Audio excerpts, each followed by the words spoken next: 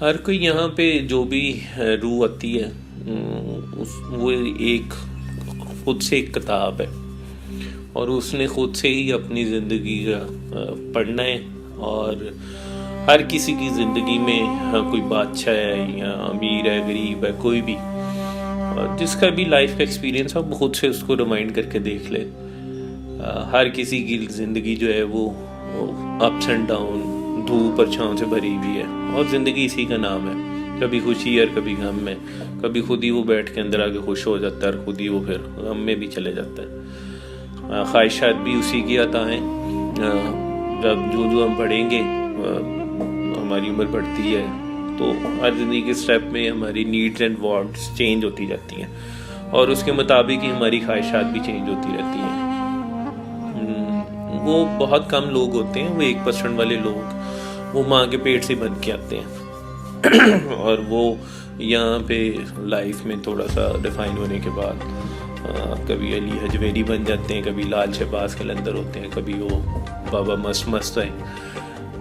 कोई भी रूप वो हैं और वो आते रहेंगे। हम मिट जाएंगे लेकिन उनके नाम रहेंगे। ज़िंदगी में इसी तरह ही है, जैसे सुल्तान बाहू ने फरमाया है कि नफियस बाद पानी मिलिया हर रगे हर जाई हो। तो बड़ी अच्छी बात है।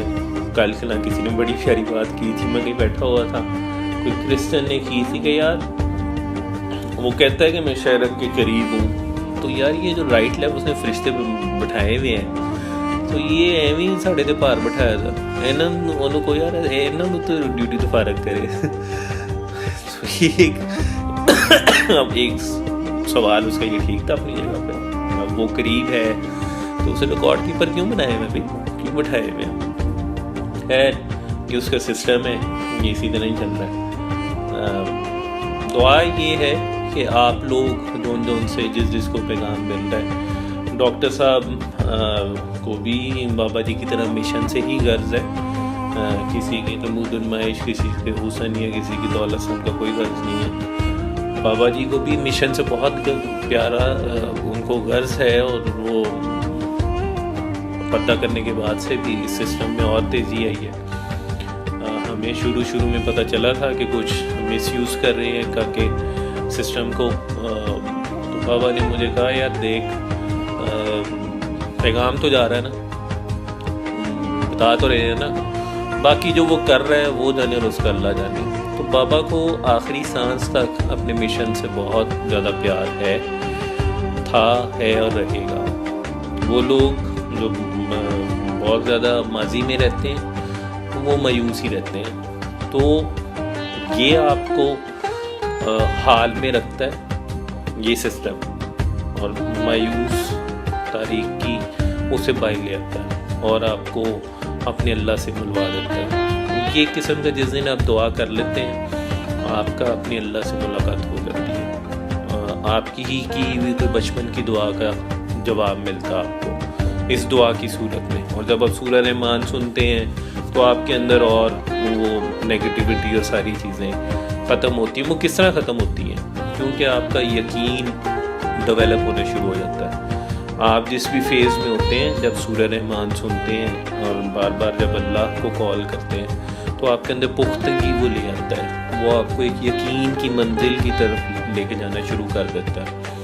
और देखो इस ज़िंदगी में जो कुछ भी मिलना है, जो कुछ भी हासिल वसूल है वो अल्लाह की वजह से ही मिलना है, उसकी बदौलत ही मिलना है। क्योंकि ये हमारा यकीन है कि उसने अज़ल से लिख दी हुई है हमारी ज़िंदगी में क्या होना क्या नहीं। ज़्यादा की तलब करोगे तो बेसुकून होगे, परेशान होगे। तो ज़िंदगी में जो भी अप्स एंड डाउन आएंगे ये वो उसी चीज़ की तशरीह है। जैसे मौला अली ने फरमाया कि मैंने अल्लाह को अपने इरादों के टूटने से बचाना है। यही ज़िंदगी इतनी की है। हम बेख्तियार हैं, बाख्तियार हैं। अगर इख्तियार है तो सिर्फ गुनाह में हमें इख्तियार हासिल है। ये हमारे बाबा जी ने कहा हुआ है कि सिर्फ एक चीज़ में है कि वो जब आप गुनाह करने लगते हो उस वक्त आप इख्तियार में तो करो या ना करो, बाद में आप जो मर्जी उसको जस्टिफिकेशन नहीं इस चीज़ से दें। डॉक्टर साहब में आप लोग जितने भी हैं हम लोगों को भी 16 साल हुए इस सिस्टम में जुड़े हुए, इस रिश्ते में।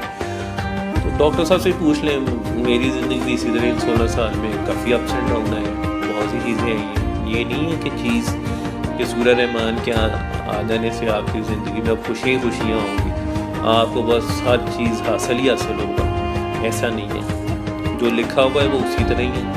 हाँ, ये सिस्टम जो है ये आपको खड़ा होना सिखा देता है, ये आपके अंदर की आपको आपकी पहचान करवा देता है।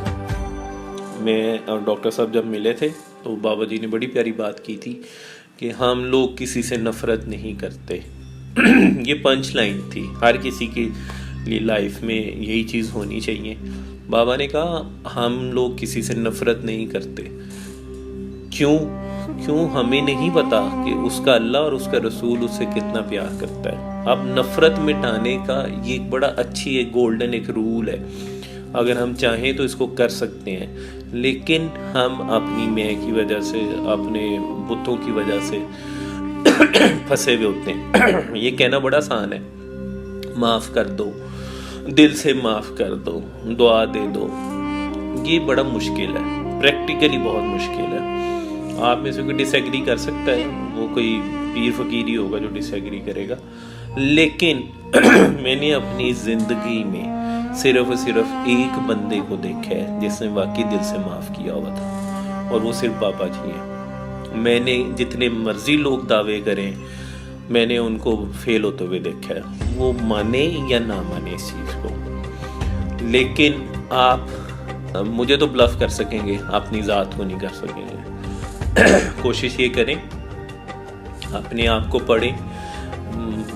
पढ़ना यही है, जैसे इकबाल ने उसको खुद ही का से किया है, खुद ही को कर बुलंद इतना, वो बुलंद इसी तरह ही होगा जैसे बाबा जी ने इसको और इजी कर दी है कि यार तुम्हारे अंदर कोई ऐसी खामी है जिसकी वजह से तुम दुनिया वालों के सामने लेट डाउन होते हो। मेरे अंदर जब मैं बाबा से मिला था तो मेरे अंदर वो नेगेटिविटी वाला एक एलिमेंट था, अभी भी है, अभी भी मेरे बहन भाई मुझसे कई दफ़ा कहते हैं कि नहीं तुम गलत सोच रहे हो। I am thankful to everyone, क्योंकि जब वो निशानदी करें तो अच्छा लगता है कि आपके अंदर जब आप मिलते हैं तो कोशिश किया करें उससे, जब कुछ अरसे के बाद, यार मेरे अंदर तुमने इस पूरे सिलसिले में, इस पीरियड में तुमने क्या खामियां देखी हैं, पूछना चाहिए खुद। एक तो आपको खुद पता होता है, कई दफ़ा अगला पॉइंट आउट कर दे तो अपने अंदर से वो चीज़ ख़त्म करने की कोशिश करनी चाहिए। इरादा कर लेना चाहिए, बाकी वो कुछ कोशिश मैं खुद ही डाल डुल के ख़त्म कर देता है। मैं आज जो कामी आपको नज़र आता है, सूरह रहमान के बाद के वाला में कामी हूँ। मैं पहले बिल्कुल इस तरह का नहीं था, डरपोक, डरने वाला, किसी से बात ना कर पाना, इस तरह का मैं बंदा था। लेकिन आज मैं ब्लंटली अपने बॉसेस के साथ भी और हर किसी के साथ मैं बात भी कर लेता हूँ। एक करैक्टर बिल्डिंग हुई है। हाँ, ज़िंदगी के फेजेस आते हैं, कभी अच्छे आते हैं, कभी बुरे आते हैं, हर किसी की लाइफ इसी तरह ही है। वो गौस है, कुतुब है, बादशाह है, कोई भी है, हर किसी के ज़िंदगी में गम और खुशी आती है, कभी ऊंच नीच आनी है, यही ज़िंदगी है। लेकिन ये डिपेंड करता है कि हम उसमें फेस कैसे करते हैं, टैकल कैसे करते हैं, उसको हैंडल कैसे करते हैं। और ये सिखाया है सूरह रहमान ने, इस सिस्टम ने सिखाया। और खुशी होती है कि जब किसी के अंदर ये चेंज आती है सूरह रहमान सुनने के बाद, तो चलो शायद थोड़ा बहुत तो मुंह दिखा ही लें अपने यार को। दुआ यही है कि जब वक्त नज़ा आए तो हमारे यार, हमारे बाबा जी हमें लेने आए, सरकार हमें लेने आए। ये उसी वक्त हो सकता है जब हम कामयाब होंगे, जैसा वो चाह रहे हैं हम वो कर गुजरें, इस सिस्टम में इसी तरह चलें जैसे वो चाह रहे थे, बाबा हमारे जैसा चाहते हैं, वो इसी तरह ही है कि एक दूसरे से प्यार करें। ये भी बड़ा मुश्किल है, वैसे ये कहने की हद तक तो ठीक है, लेकिन इस पे भी खड़ा होना काफ़ी औखा है। काफ़ी लोगों को जो बड़े बड़े दावे करते हैं, बड़े सीनियर्स भी हैं, कहते हैं जी हम तो बस ये है वो हैं, उनको भी मैंने फेल होते हुए देखा है।